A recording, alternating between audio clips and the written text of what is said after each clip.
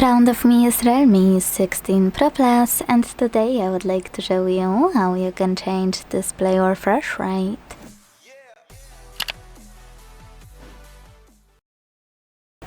First, open Settings. Second, scroll to tap on Display and Brightness. And third, just scroll all the way down to hit Screen Refresh Rate. Now all you need to do is tap on the best option for you and go back. All of your changes will be automatically applied. So click on Auto Select, Standard or High. Quick tip: if you decided you want to pick High, you will see this option becoming accessible, App-Specific Refresh Rate.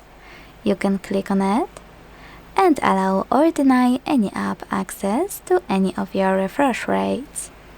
For example, if you want to manage Aliexpress, click on it, and to allow it to use highest refresh rate, click on it here. Then go back when you're done.